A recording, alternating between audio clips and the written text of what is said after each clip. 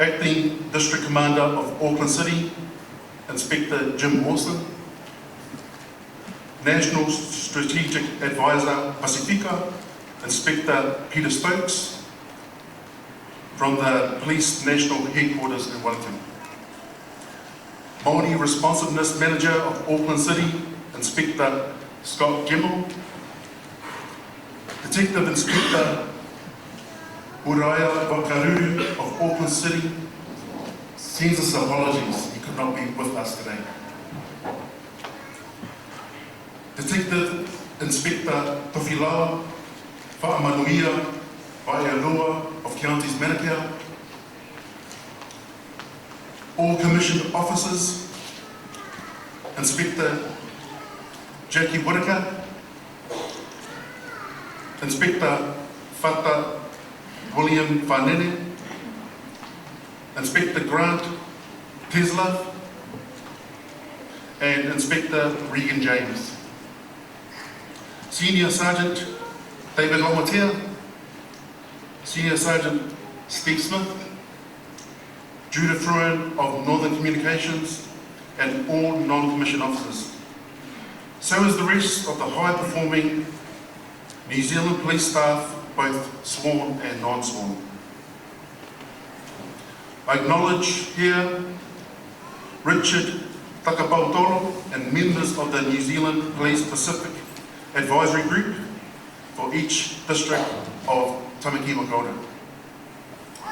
Dr. Saini Taufa and representatives of Toko, Kathleen Tuai Taufa, the Chief Executive Officer, and representatives of Seola. Nante Patai A. Davidson of Tangata Pacifica, staff of Television One, Monique Carey and the New Zealand Police Media Team. So as to all non-Tonans who are present here at Vainemu o Nia today. I especially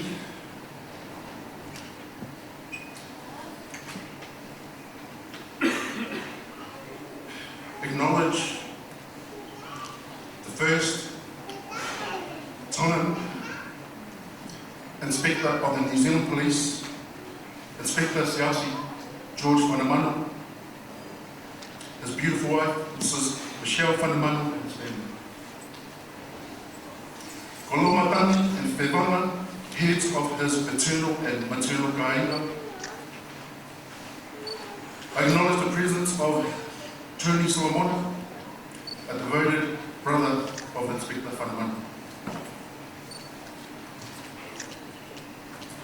I also acknowledge everyone else, including our children here today. Ko hoku hingoa, ko moonga e ka hau kai wha. My name is Mo, and I will be your co-host for the day, together with the lovely Rebecca Tāpia.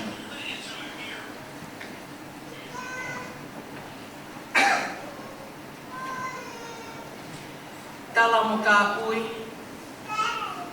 tapu mo a fio ai o tua, i ka taula tolo tona. Tapu mo kele kele e kimi, ai au ko taulonu ko aimi, i hono pangai he aku whakahistoriani. Ka hufanga mua he tala malu ka kato o i whanua, pea mo e loto. Tapu mo hou eiki, tapu mo eke, ma o kakala mo haa matāpule. Tapu mo e tangata eki whaiwhekau sea o i wahi whanua tonga me to tisi nusila pea mo haa loto. Tapu mo e tahine whawhawhonga whale a lea tonga ana hila ka ngataa sui sui. Tapu mo e District Commander Leo Leo o i wahenga polisi Aukanani Inspector Jim Wilson. Tapu mo Inspector Peter Stokes, ko ulu e whale i whakapasifika o po ngau e polisi New Zealand. Tapu mo Inspector Scott Gemmell, Māori Responsiveness Manager, Vahenga Polisi o Kalani.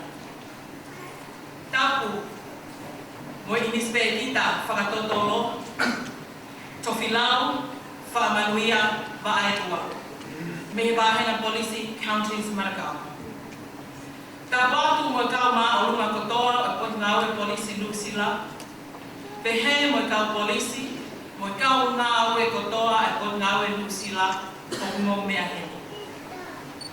Tapu mo Richard Tabautolo, mo kau Pasifika I komiti Falei, a kau district commanders o Tamaki Makaurau.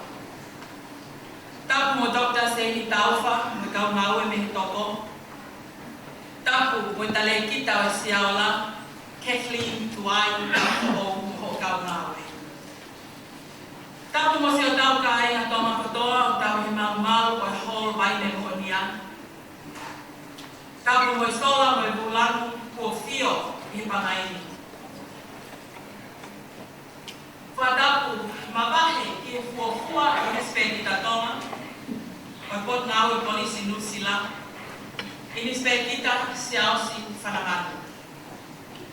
Tapu mo kolo matangi mo febanga. Koyo mo Poromotua o respect kita siausi Fanamanu. Tapu mo Mrs. Michelle Fanamanu koyo wife fita o respect kita. Pehe kisiono family. Tapu mo Tony Solomona. Koyo kau ngame fafale o respect kita Fanamanu. Pea mo ngahi kau ngame a. Eke, koe ahoni kia te au, koe awai. Koe aho kai fonue, ke tau maalali ai. He koe tala koe aho, koe aho whakahistoli ai, ke paa ngau. He ukei tu tai, a tonga eiki I kolope. He lotu, te moe ako. Isa he ukei tu a kau mo tofua, koe whakatalu-talu. O pehe ai tumutumu mo ma o lunga o e fia he ahoni. Kua tau whakairongai he puleanga Lusila I Aotearoa. Koeni ai fuafua inispe kita polisi tauna I he potu ngawe. Pea ku tau lau kawai. Pea ku tau kole. Ke whakakoloa a Aotearoa aki ai o whafonua. He kotonga mo unga ki he loto. Whawheta I te heo tua mohono fu mafi. Ko te unga ia a toma he pot ngau polisi Lusila. Hena e hange e pēka I kai ka u whakaini he taimi na koto whapeki ai. Isa I ngalo koa a foi one. He ka I kai lava I matana ko one te lava. Tala Solomone koe whaha poto koe fia ana o ene tamai. Ka koe tama tu he whae, he koe aho e neu vale I tama. Ko lea tonga ku taka me hapai deu, koe te kua a whakalau tama. Koe taimia ku lau kawai, ai ka kai poto hapai, ke fou ai ngani mata. Inispe kita siausi Fanamanu. Koe aho ni, koe aho, koe tā te whito me yama. Kua mea mai e tangata eki whai whekau sea wakonua Methodist Lusila, pea moe lotu. Kua mea mai e tahine whakofonga whalea lea, tō ngā me he tawhaaki e puleanga Lusila. Kua mea mai e district commander leo e wahenga o Galani, mo e kau maa o lunga, e kau polisi e potu ngā ue Lusila. Kua mea mai e ngahi kuku ngā ue whekau aki o potu ngā ue polisi Lusila. Isa, kua mea mai si kai ngā tonga, si o family mo ngahi maheni. He kua nau te fua mai ke whakalangi ai ngā ue lahi, mo mate aki whanua ko ke tāu wati ai he ahoni. Pea koe ahoni o koutu o whawhawhonga atu, ai tonga internal support network, ai au iloa koe whakatua me lie, e whakameli no, they got pursuit of excellence in peacekeeping. Te o tali fia ai te doona, I he loto o kuhanga maalie pea mo maafana. I kai halea ia mo ua. Pehe ane mai ko ha ensila pe ko makapuna. Kau kakapa ni kilu-kilua, ke umau ai fetu o langina mo so tiaka, ke whaia tu ake lea tali maafana o fetu ona. Kai ngā tonga, koe o tuae mo tonga koia pe a matatofi a. O kumau tali, loto fia ki mo tolu kotoa pe, Mo loto honga ia, I ho mo tuku taimi, ka mo mea mai, ke tau kau ngā maalali, I kuna mātonga, ko whai e inispe kita siaus Fanamanu. Ko ta kau he lau, vea ta lau he kau. Inispe kita polistonga siaus Fanamanu, tawange ke kei toka mai hono hoi fua, ka ke kei la kei mai hangahi aho, mo hangahi tau.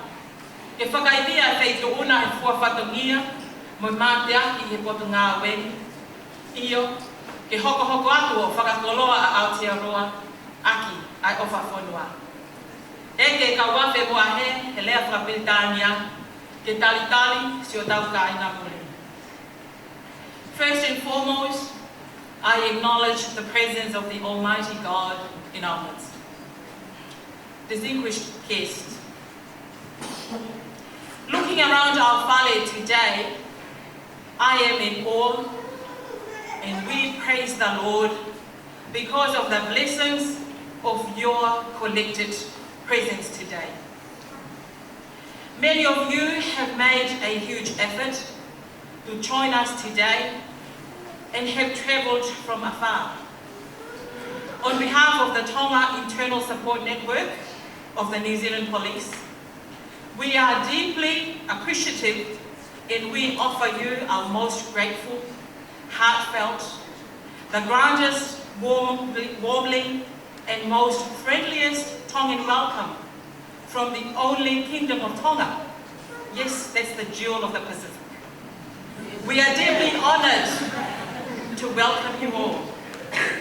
Today, the Tonga Internal Support Network of the New Zealand Police, which is also known as the Pursuit of Excellence in Policing, aims at serving you with our utmost best, and we are hopeful that you will enjoy a taste of our Tongan culture, and we do apologise profusely for starting late. This is a historical day for all Tongans in the New Zealand Police Force. Not only that we celebrate the promotion of Siausi Fanamanu as the first Tongan inspector of the New Zealand Police, but this celebration falls on the best week of 2018, which is the Tongan Language Week, and I can see the endorsement from the Right Minister of Parliament, the Member of Parliament. The theme of the week says, enrich Aotearoa with the love of duty and service to country, community and people. What a timely reminder to all Tongan staff of New Zealand Police. Not only that we must strive to serve New Zealand Police as our business, in the era of policing through a high performance culture, but let's not forget who we are. Our Tongan leaders are reminding us to enrich Aotearoa with our love of duty and service to country, community and people, because God and Tonga are our heritage. May I also take this opportunity to express the well wishes and congratulatory remarks from the Tonga Police Commissioner and the Tonga Police Force. Inspector Fanamanu, regrettably, Commissioner Caldwell is unable to attend today's celebration as he has just returned to Tonga on Wednesday due to operational commitments. Before we continue on with our program, I must advise everyone of our emergency protocols. In the event of an emergency and we must vacate the building, please be aware of all the exit doors. Our assembly point will be at the car park outside. To my left. Ladies and gentlemen, let us celebrate the promotion of the first Tongan Inspector Siausi Fanamanu. Eke, o go whakamanu I atu, ki he hoa tāni mono ngāhi whatonia. Tawange ke kei toka I pēla o mālia o tua, pēa ki toka lingolingo, aine meli no I he whiohi o ki tau whai. O go tua o wha, lewe lewa I whakahoha, kau tatawa. E whainga mālia koe ni o ko whakate e tangata I whai te kau sea, o e wahe whahe whanua nusila metotisi. whakahoko ai tau lotu kamata i hoa tāna.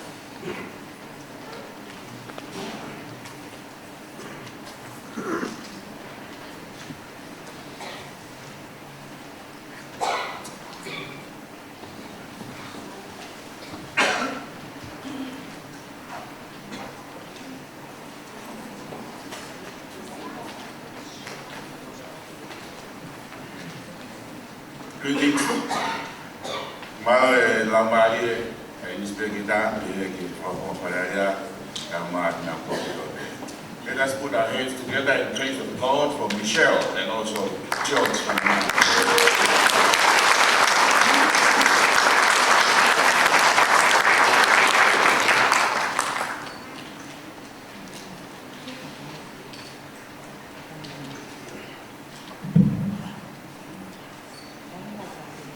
Kemiraki o ani, kemi di magao ang fulu mawa beso aki ito. Aba o makasung tuku ke hufangan, kay tolon na kay tapia, fay toko ang fulu abea, iebay matata tafe niyo makabaka.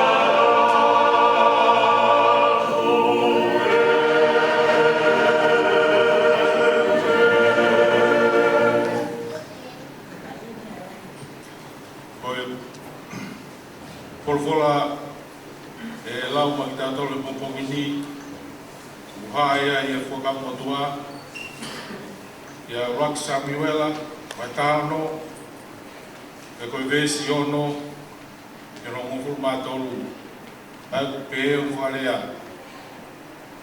Ia na omi o le sio kia elia pi na le pe. Tā koe pani a Fiona tau wheao. Kaka wholofola e ki kia Samuela. Hoa nā tō ngai, kono whōtu ngā, e ko hono mahu ngā, e kō uri aki ia. E tala hei koe whai ki he sio e tangata, e ukusio e tangata ki he mata, ka ukusio e ki he roto. E aui e sese, a apina tape, o ne whakalaka ia e ao o Samuela, pene pehe. Moe ni whoki, o i kai whiri e seo, pia whakalaka e sese a sama, pene pehe. Moe ni whoki, o i kai whiri e seo, pia whakalaka e sese, ano ngahi whoha e toko whitu, i he ao o Samuela. Ia pehe Samuela kia sese. O i kai whiri e Jehova ki nau toruni. Ia mea Samuela kia sese. O ku kātoa heni ai kautama. Pea ne pehe. O kei toe pe ai ki hitsi. Ka koeni ne taui ai whangasipi. Ia mea Samuela kia sese. Te kau ke o mia. E kai te tau nofo ki he kai. Kai oua ke ni haki heni. Pea nā le whekau o mia. Pea nā e pahapaha ia. Kai maa. E whakau fofa hono ongo foi. Fofo ngā. Pea koe tama hoi hoi fua. Pea wholofola e ki. Tu o pani ia. E koia ia. Vespa o si. Pea tō e Samuela a ainga lolo. Ne pani e rotonga hono ka ainga. Pea nā e. O fia a te evita he lau maria o e ki me he aho ko ia. E atua Samuela o alu i lau. Amen.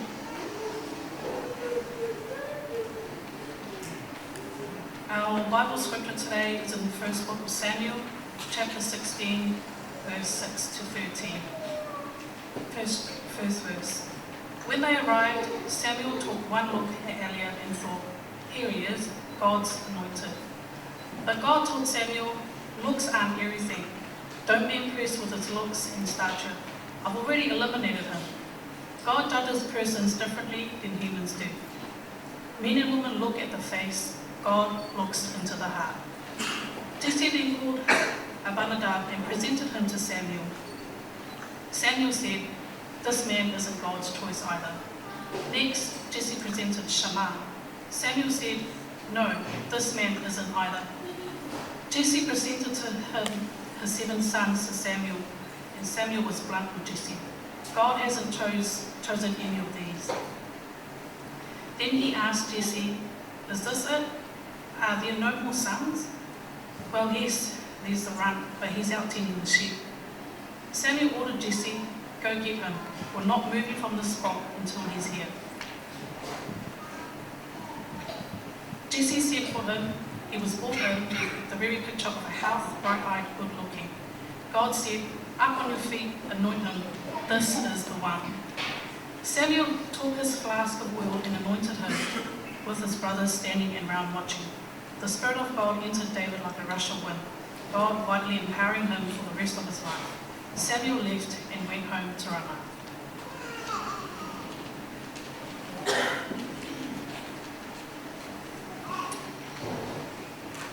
Ko vege u whaturoa tu e tala patatu kakato u whahoho ko whai e o ofisa taulama o e hioi anga pa mu tātoanga o tā maalani i a koe. Kai ataka teau ke whakakato lono au pito i o wau o e tokoni na mai gogo na mai lotu palau maari i a koe. O tui be ko o si mahino e motoro ko ka pate i forofola a talanoa mahorina koeni ki o noui koia o ke evita e he whanau e toko waru koia a sese ange koia na tau whanau ki ani i reso mea mara ngā be ko e wakai o tua i loto ka vikai e hange ko wakai ai tangata hange ko ia e pahasino e wakai asani wela e whanau ko ia asese pea ose whanau ka toe te vita pea afio ai otua ia te vita ki honoloto na e whiunga pea o ata mi ai tokota ke me hoko ko e tuki siuta pea mo isile mui mai. Ko ia e ko taha ke te hana o hoko aku a yama na wange o ia saula. Pea tau whakapapa whoke te nau tōru. Ko nau pekia e ko te ngawen ko e polisi ana nau tō mai e ama pea api e ako e ni o whakaku a yama ko ia e siasi Fanamanu. Tau fia. Ako tokanga ki e wakai ai otua pe ko e rea ngā e aki kehe ai e wakai ko ia ki loto me he ngahi wakai a taku. Ai ana iai e wakai ai ongo mātua a siasi ni ongo me nā pekia ke ti ipea siasi. Ia toko ai ama ko ia o lere imaia e ongo mātua hamoa ma pehe ma o famili na pe ki te na o le ka nga o a mai te ahon ko na o whakataha pea mo tonga internal support network ai hange ko ia na e wawe ki ai le pepa i ko atani pea i whingao e ake na tupu whikapaki ma wai ai ola o e wakai lai o tua i loto. Ko whahinga wakai whakapotopot, ko whahinga wakai tau mama, ko whahinga wakai ki lua. Ko e uhi o wikai ke whakangata pe i he wakai whakai mamani ka o mihanga o afio ai mea ko ia o wako i whai e tu Ameria ki ai ki he kaha. Ania e neongo ki ai e tokolahi a te tau tōru o kei mo ui e dau ngā mātua whanga e whakatapu ka ko more ma mātua tūpanga ko ia siasi Fanamanu ka o tūuta ai waka wholau hoko ko enispia kita siasi Fanamanu o tūhaia ko uhi e nai wakaya o tuaka te kina ko kia te ia ka kai ngatai ia maa kotoa e kau ngā ko ni a ko ia siasi ka ofisa me ka ma u mai ko na we na na wakai ke te ia ati ai whahinga wakai whakai o tua dai hana e o tua o filia ki ko ia a te rina ke ne koko ko ia ko i po waki no be ia ko tau whaam ke tau sia ai matapa ko ni moku wawa ia hoko atuai Agna tōru ai tautonga, ka bebe ngahi matakari ke i he tauwhanonga. The reading relates how Samuel, in response to God's command, went to anoint one of the sons of Jesse of Bethlehem in the process by which one of Jesse's 8 sons would be the new anointed king of Judah. It is a well-told story which built to a climax as the sons were paraded before Samuel, one at a time. But none was found acceptable to God until the last, youngest, and apparently least likely, was summoned from the fields where he was a shepherd of the sheep. A key word in the narration is ruah, which means to see, which is used in verses 1, 6, 7, and 12, so that the story becomes an exercise in right seeing. To see correctly is to be discerning and recognize the one God has chosen. This is emphasized in verses 6 and 7, where Samuel sees what he believes are the right characteristics for the future king. But God tells him that he is seeing with human eyes, not the eyes of God, who sees the heart.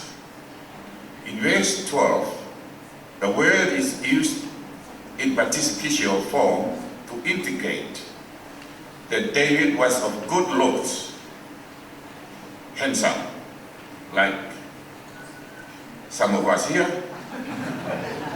which we must assume means both in outward appearance as well as in his heart.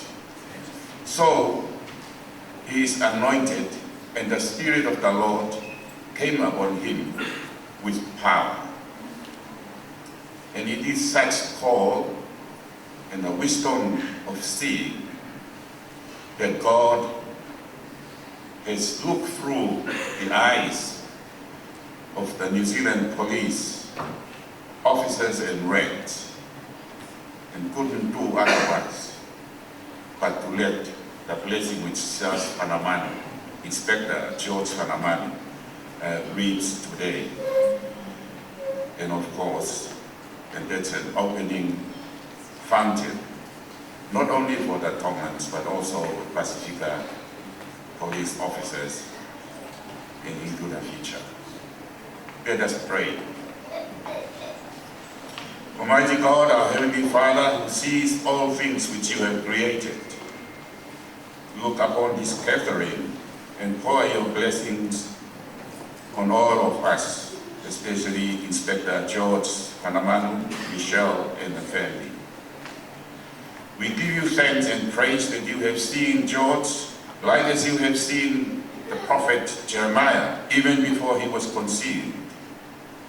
We thank you that you granted such a blessing to each of us and the humankind.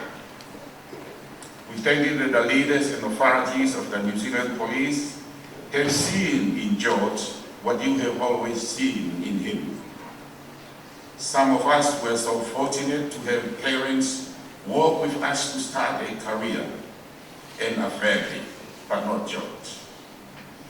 We thank you for his Samoan adopted family, the encouraged by Michelle and family, Kolomatani and Ferana, his friends, colleagues, and members of the Tongan Internal Support Network.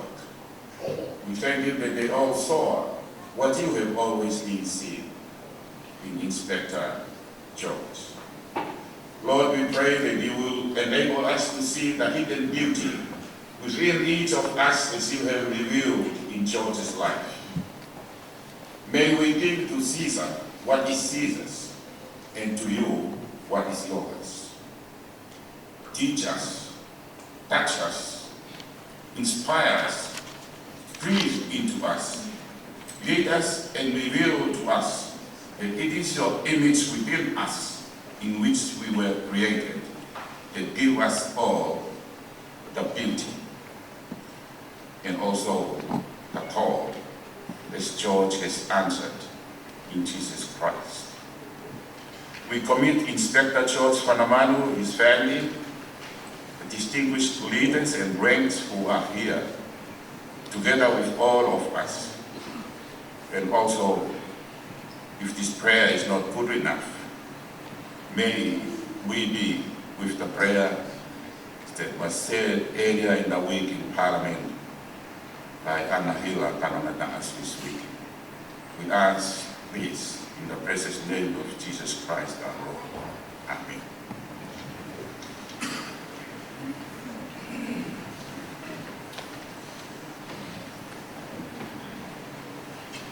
Koe tau hiwi whakausi.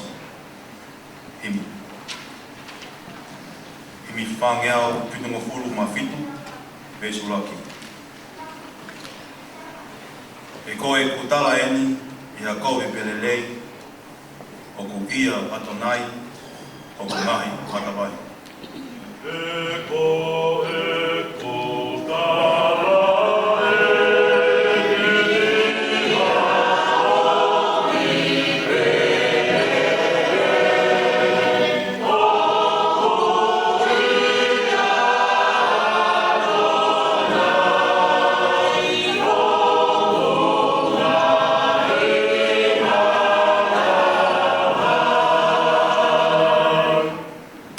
vesi ono fitu.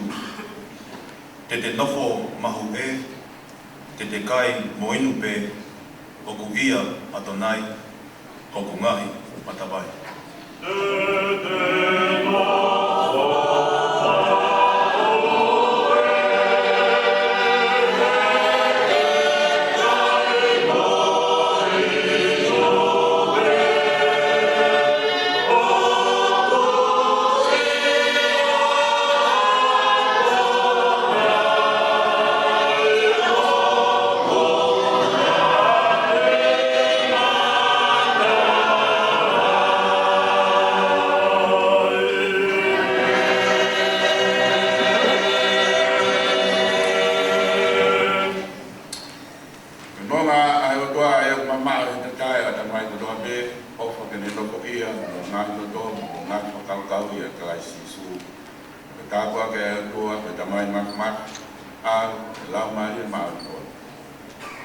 George Fanamanu ia be te tau tau ko be o ta nata e me tau te pas paus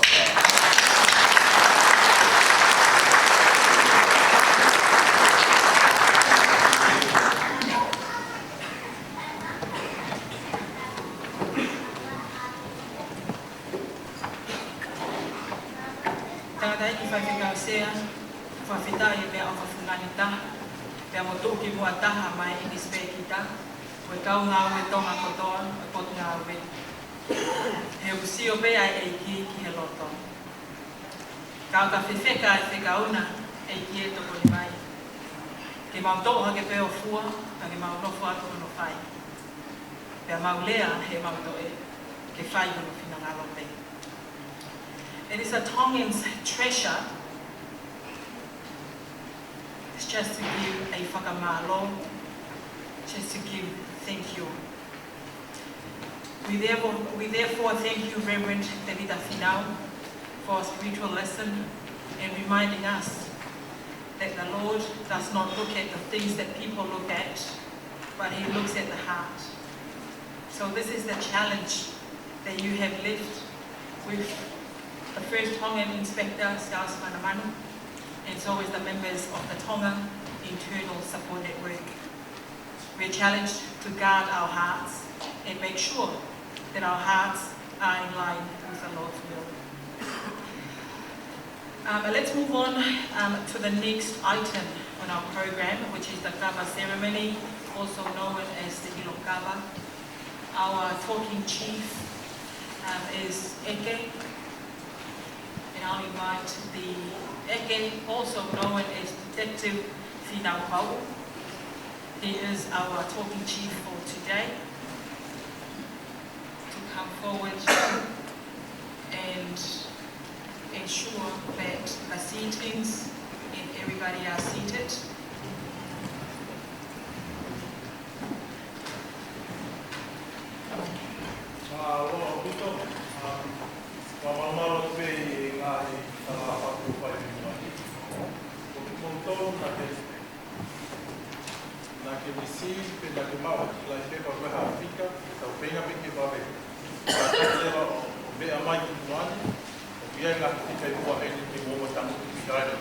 For those of you who receive any numbers from me, there's a crime scene in the middle here. Can you just make your way and sit behind the number? Don't touch the numbers. You might get your fingerprints. Thank you. And whilst Detective Finau Pau, aka Eke, finalises the seating arrangements for the Kava, as your co-MC for today, for the sake of the non-Tongan speakers, I'll briefly give you a little information about the Ilo Kava, and I use and corrected from the Tongan Kaumata. The Tongan Kava ceremony is reserved for very special events. In our Tongan society, we have His Majesty the King, and then the nobility, and then the rest are commoners. In Kava, which is also known as the Kava ceremony to the commoners, it was just reserved for the king only. It was reserved for the installment of the king, or a noble title, they are not complete until a cover ceremony is conducted. During the reign of Her late Majesty Queen Salote Tupotolu, who was the grandmother of the current King Tupolo VI, Her Majesty authorized her fellow Tongans to perform the cover ceremony at special celebratory events, like weddings, where the groom presents the bride with a cover to mark the binding of an event. Today, the cover ceremony is Inspector Fanamanu's covenant with the land and sealing his commitment with the ancestors to serve his duty to country, community, and the people.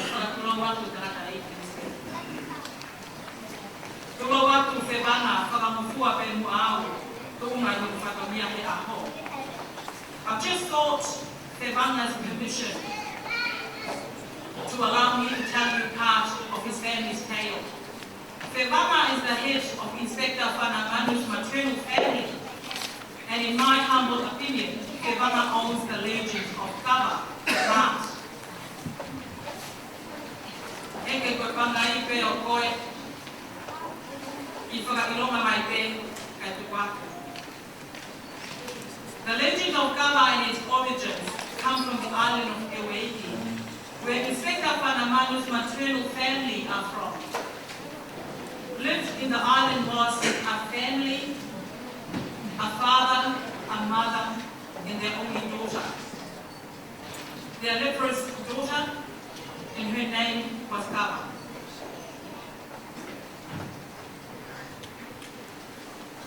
To serve duty to country, to community and the people of Tonga, the couple, Fevana and Fefafa, sacrificed their only daughter as an offering for the Tuitonga, the ancient sacred king. The Tuitonga heard of this act, and he quickly left the island. It's an act of sacrifice, an offering that illustrates the four Tongan virtues, the four Whaikawekola, the golden threads of a Tongan community, of the Tongan society. Firstly, whakaapa-apa, respect. Secondly, lototo, humility. Thirdly, mamahi mea, commitment. Fourthly, tawiwaha'a, keeping good relations. The first Kava plant, it's always a sugarcane grew on Kava's grave. And since then, both plants have since been used in Tongan ceremonies.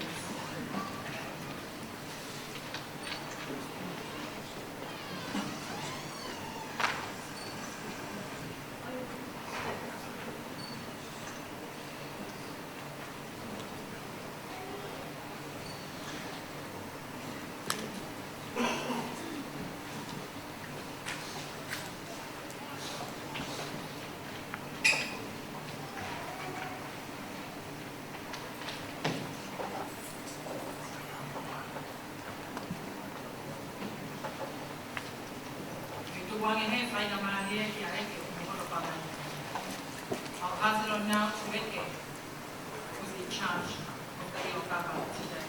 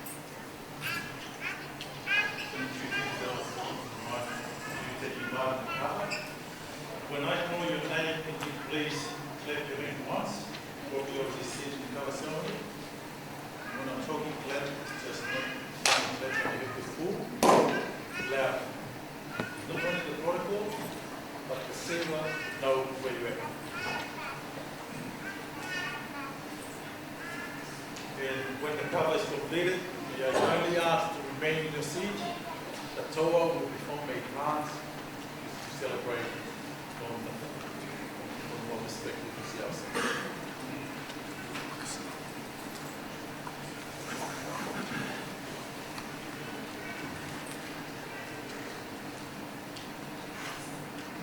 Kore atu ki tangata e hou speki ta Fanamanu ki mea mai kono mea ave kamata e kongai.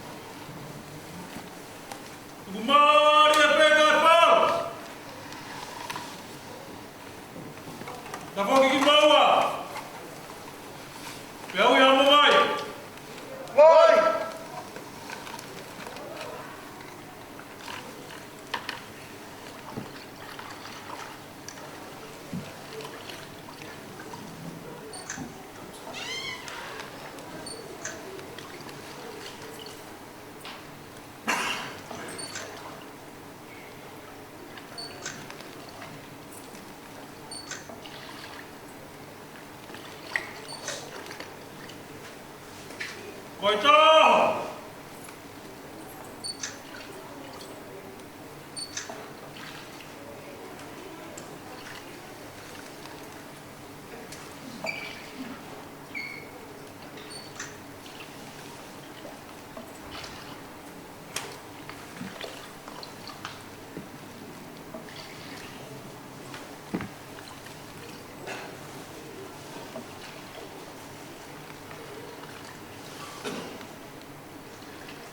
Dove voi?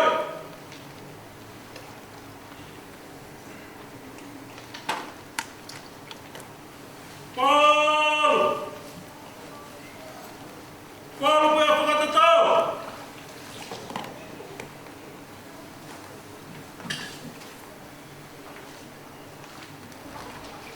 Paul, di lado!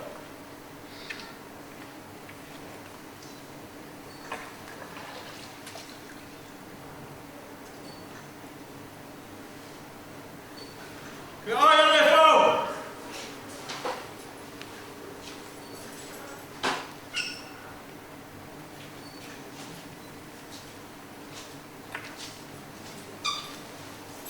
We pau Poromotion.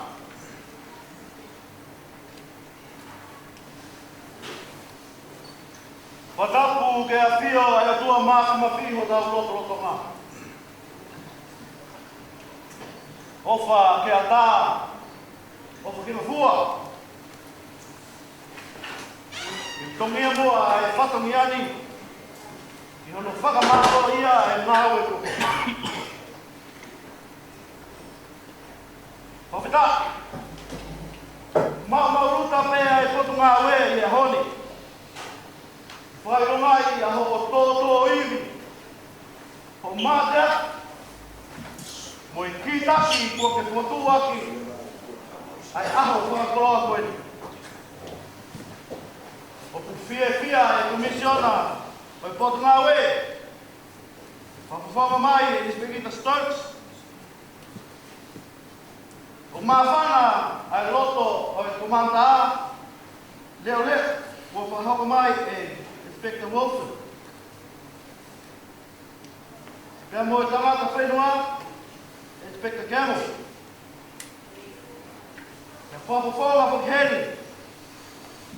Ai Automotive Pasifiki, e Inspector tā. Tofi lau, pea mo whata. Koe mau whata tā mai, e a mau ingani.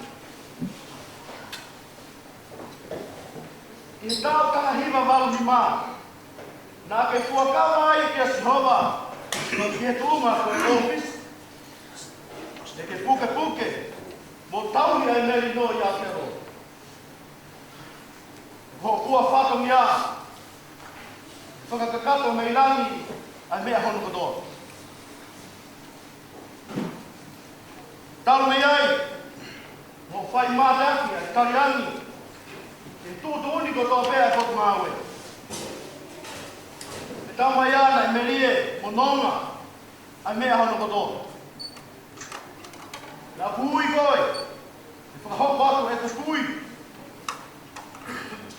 Nā tūtu uni, e whaia maari e, pēa mo e whaia kāmaki. Nā ke maari pē mo rio, e mea sisi, e mea lahi. Ko ofa ia te au. Nā puaki ai a te koe ai tūma sāti ni, ni taha hiva waru. E toki mea mata de nei, koe tō whatongia e tō ngā. I ho taki mua, e tāsi pinga. E te hoko kua whaipai taki anga, ki tō tangata tō lahi, o a peke a honi. Mārie koe tō whakatau katea, nā ue a mo tare rite e sikoti. E nā ki hoko koe petu ngila i malai o riti mo e aka puru ai potu nā ue. Nā ku nofo pe awa kai. Nā koe whahinga lau māria o i mate mātou ngāini o whiski tua mai i o hui. Nā hui whake toi ki a te koe a kalauni o sinia tātini i tau wāke māsa. Koe tau lea tō ngā puki ia. Koe pare o e nāwe le rei, hono toi o atu ki ai Ngahi ngā aue ko te lahi ana. Koe a honi ia. Ni whāwhotonga, ai loto honga ia i te au. Whakahātu kia te koe. I kere e kini. Mo ngahi whawhonga e hapangani. Io. Kia mo i tonga katoa pei māmani kāko. I nesi me kita, Fanamanu. Mo to oa ho roto i ho loto kari a mi. Kia mo ho opa ho whato kia. Opa atai ho whato kia kia te koe. E hi whaki atu. Ai ngahi whetu o e tuunga i nisi me kita. Koe sisi tungani ho tāna kua. Ue, ko pata e haraharo te kā. Neke neka kuma whata tō. Wis, na ngalo, ai whangawhari ki pato. He ngana pe mo koe te kāhe o mawhiri. Ai fufua i nisi me kita tonga. I koku ngā oe polisi i Aotearoa.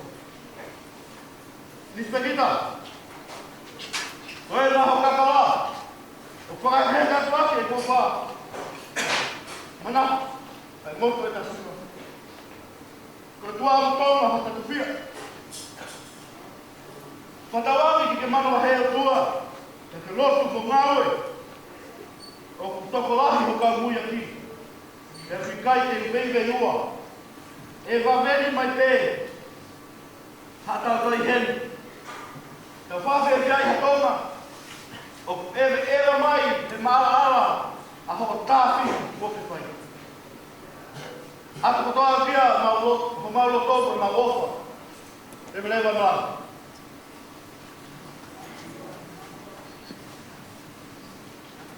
Tāpu ki he muni maru o tāwata kapa.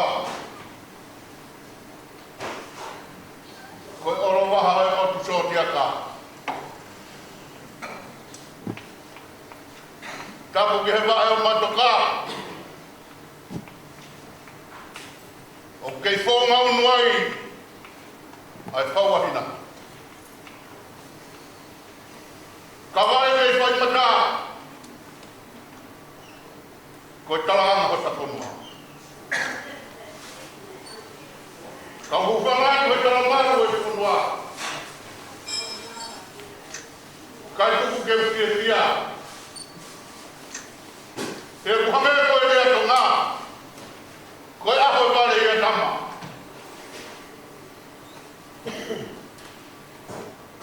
O e nā mō taku ko tala ki tua. Me te uwhai he tantu moa.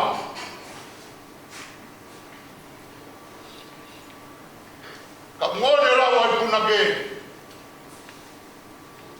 E tumu pēa e nunu ia.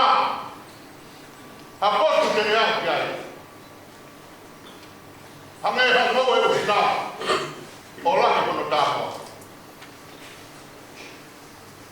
Ko tau tāpua ki he honi.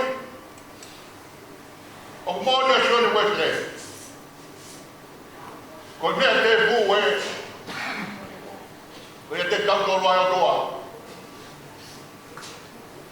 Te karate ki tau mai e o toa. E whai whanau mea. I kai ai aho te heni ia. E nā kai noko noko au. Aho ku te hina. Te amisi ai ai aho te heni. Ka koe o tua koe tukai mahama. Nā ne o tukotoka pe ahoni. Ia ngeka rawa tākata whau sāme. Koe ne aho o teu teu. Ke mō mea mai e tau haka muka whiria. Whakawhitai me o tua mahama. Tamana te kaori. Ka tuku ke whae ki tala noa koe ke mea i he tonga kotoa.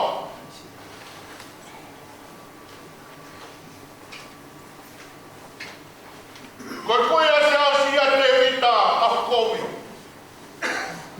Koe fōfua se pua te whakakonferentia a whiara kepa mo e kāinga me paitua.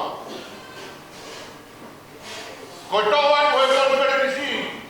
Ko tangata nai pulotu trai oni. Ana ne maroro ai. Na ne uhu e hei ki uta. Te alo tōra a kai hoki mai. Whanonga tu peka kai ki uta. O kuiai e tōhiwa mai te roto wao. Te au atu hono kumiri. Mau e tangata e ki. O kutulu tui pe floro kau. Ka pōsi mōre e koko ina. Koe hiwa nai kai kai whanongo. Koe kaua me roia. Nai tāwa i mea a kei vai a kere kope. Koe hike a aho. E inu ai ono hako. Ahoni. Siaosi tua petai. He ngāu e maroki. Ka koutoa manatu te te koe. Nai whai e tā wai. Ai ngahe kui o o mātua. Ka koe kaimeri e. E koe tāpua me laki. Koe ni poro aia. Ko pata he whamoni e aho. Koe a pofo ke te au mo tau e tukai kau. Te pofo ke te ia. Au he toru mui whai tau tangata. Whakatai ki o tua mātua. Whakamānoa. Ka pau te tukutuku re whanua he honi. He ana mai me. To ia hao tau whakatahi mai eri. Ko ke hoko. Ko e District Superintendent of Auckland one day. Ka pau. Te ke wharara na kato ke ringo tua. O hange ko e lot. Na e whai e kai kui mao. Io, the mountain is high, but God is higher. The ocean is deep, but He can do everything. For that, I'm out. Pangekoe to posi. O kutaka kufasi atu, ai oka ni teau, o tapururu. Sea noa, te mohara kakara. Ko e oma me iau te roa. Ko e poko owe. Te akutohi e historia. E koe fukua hoko e koe mea koe. Ka whamanatu atu te siau. Ko kuea e tohi ia. Mahuina. E tohi ai ko tau himoa. Ka koe tohi e muhui. O tau eiki ko Sisu Christ. O whātu te koe, e ke hoa ta moe. I family, ai sea reta. O oparahi atu, le vereva e lea, kau tau atu. Ko rea tu ke tō taha wōna e whono e aho nei. Ko rea ki mea mai o tāe whono ka e tāe whangai ki i rokala.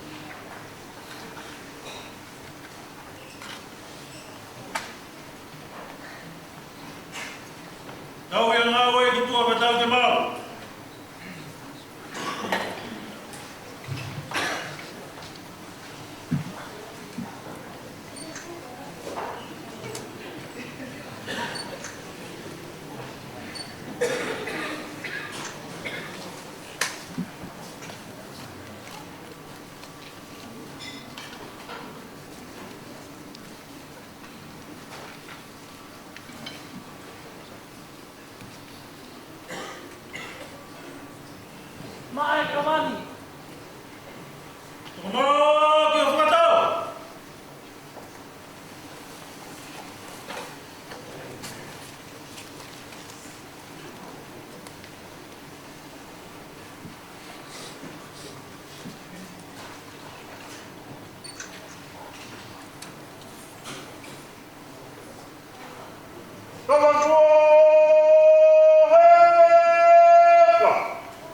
Oh, mea kita mua koe kawai se asi inspekta Fanamanu.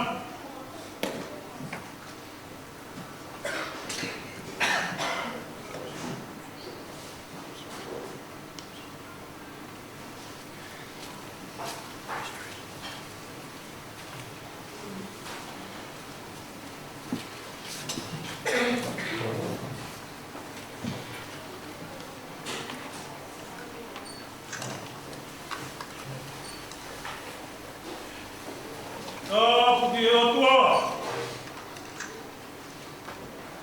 Pea tawa mo ka pui. Ka o whaka pungai atu ane a fio. King si astu po ono, mo tonga koto. Paremia o Nusila. Ministra polisi mo ikot ngawe. Koe hui, koe o siki a verena. Mono tolu hama whatu ia. Ko tau ngā mutu ai he whalaa tō whai. Josh! Koe mai whanua koe kama.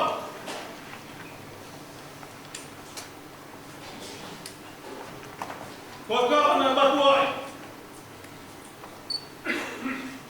Ko e awa sila e whanua ki a taha, ma te aki i oa ki whanua whamili mo siasi. It is with pleasure that I, Yeke, on behalf of King George VI and all Tonga, Prime Minister of Aotearoa, the Minister of Police and the organisation, please take possession of the land, Te Whenua, which is the cover that is saved today as yours.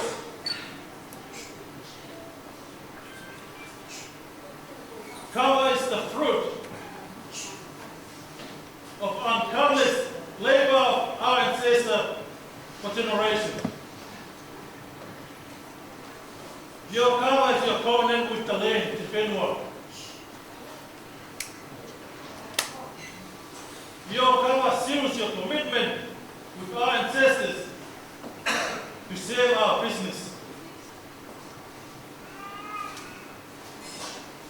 And lastly, your cover must say, for he that endless labor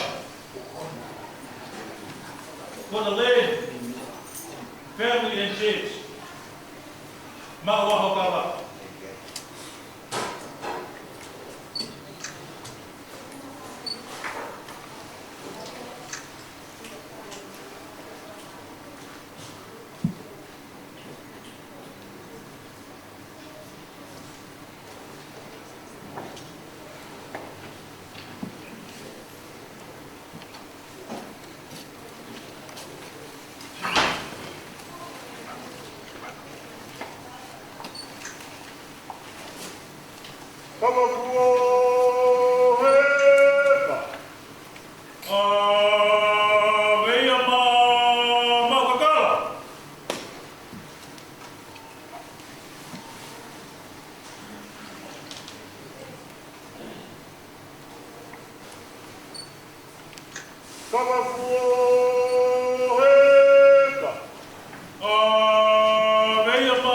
Inspector Stokes.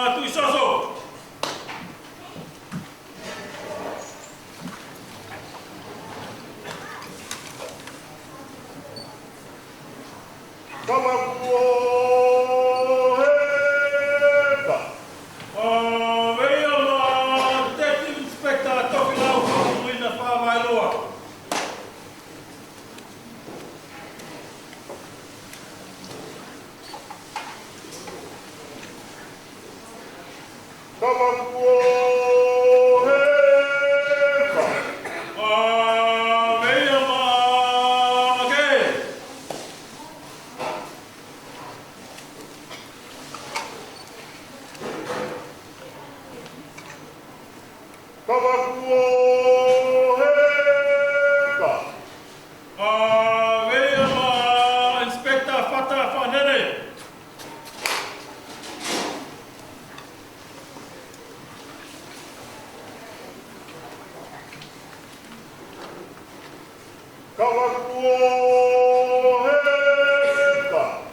Awea mai nonga kama, o ngā kahau kai wha.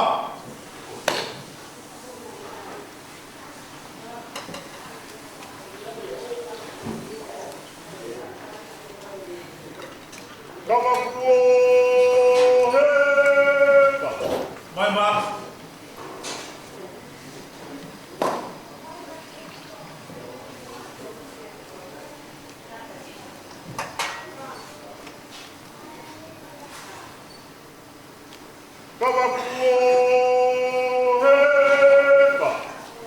Awea mareka.